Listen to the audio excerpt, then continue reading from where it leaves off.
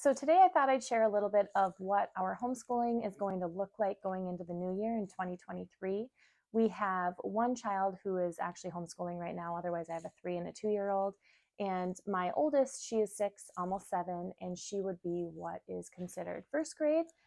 Half of the things she's doing, I suppose, would be first grade level, but she is also starting to get into second grade stuff as well.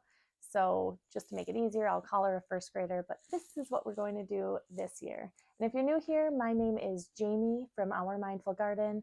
I'm a secular homeschooling mom of 3, and I love to talk about all things homeschooling, mindfulness, and social emotional learning. So first, I'm going to get into language arts. What we've been using since the beginning is Logic of English, specifically foundations. So right now we are in the Foundations D, which is the last level in the Foundations program with Logic of English. So we started out with Logic of English Foundations B, actually, when my oldest was 5 years old. We had placed her in B instead of A because she already had a really good grasp on what all the letters were, and she could read simple words already, so we didn't think it was necessary to start her in A.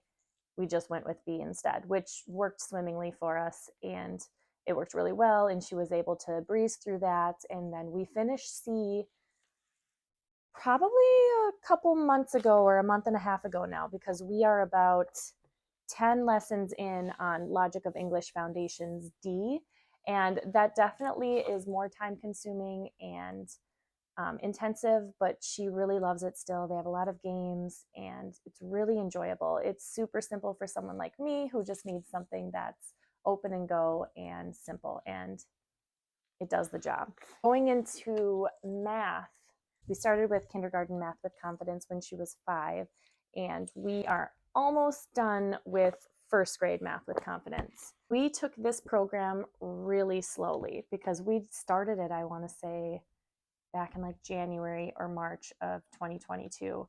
And she still has probably about 2 more weeks left in this program. But life, it was just a lot having 2 toddlers in the home. And we just really opted to go on more field trips and play outside and do fun things. And math was something that we just kind of took our time with.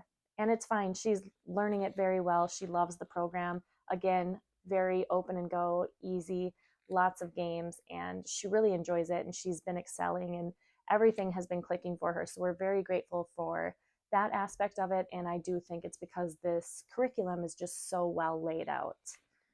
So that was our math, and within a couple weeks, once we start back up with homeschooling, we're taking our Christmas break right now, but once we start back up and finish the first grade math with confidence, we will get into second grade math with confidence, which I have purchased and haven't even opened yet. Then for science, we've just really started dipping our toes into science. We've really been enjoying just doing random experiments through a couple books that I had actually purchased. Let's see here. We've got Kitchen Science Lab for Kids, Kitchen Science Lab Edible Edition, and this book, which is Awesome Science Experiments for Kids, 100 plus fun STEAM projects. So we've really just been pretty laid back with science and looking up things on Pinterest or just anything that might be entertaining and fun for the kiddos. So we've been pretty light with it, but we did this year start incorporating scientific connections through inquiry. And right now we are on level 0. So that's like the first level, and it's great. It was really simple. I just bought it and you can print it off and it's a PDF. And so I did get it binded, so it made it a little bit easier.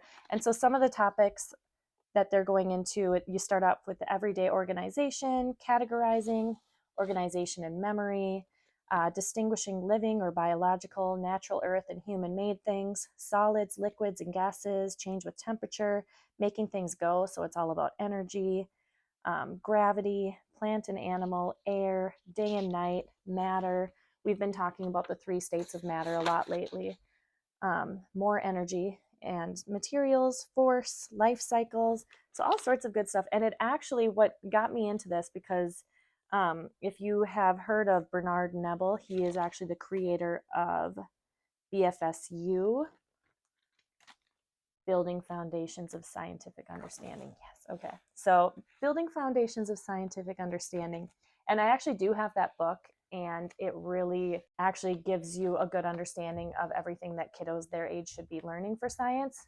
But for me, again, with how crazy our life is right now, I needed something that was an open and go curriculum that would make it a lot easier for me. And so this actually branches off of BFSU and uses everything that's in that book, but actually like organizes it into units and activities and games that you can actually do with your kiddo. So that's our science.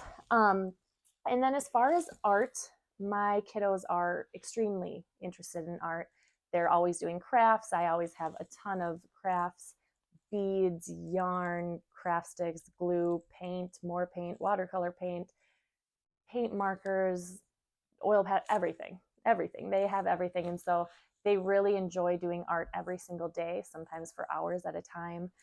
Occasionally, they like to pull up videos on YouTube. It really just kind of depends on the day, but we're always doing art. We also really enjoyed this book. This just gives a lot of different techniques. There's string printing, fingertip painting on wood, tempera paint, watercolor and salt painting. So just like a ton of really fun projects are in this book, and I'll link it down below too. But we actually also just got into Soul Sparklets art, which is like, I believe the membership is called Glitter Bombers. And my kiddos have been devouring her videos and her content. It is so good. She comes out with new stuff every month.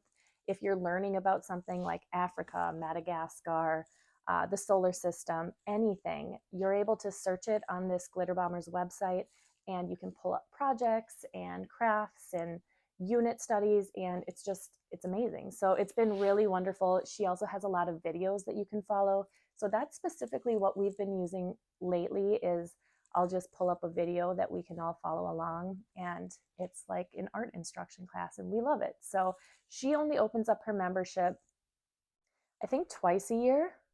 I don't know. I remember being on a wait list and then registering once I got the email saying that it was open. So I highly recommend it if you're looking for an art curriculum that you want to follow along on. It's amazing. We love it. Then as far as like social studies, geography, it's nothing that we necessarily needed to start doing quite yet. Again, she's pretty young. She's only like first grade level. So a lot of this stuff isn't like a huge deal if we haven't been following like a specific schedule yet. She's not even old enough in our state to be registered as a homeschooler. That's not until the October following the age of 7. But for social studies, we just decided that we were going to choose continents to learn about and kind of go from there. So what we've been focusing on this past few months is Africa. And so I purchased a lot of books on Africa.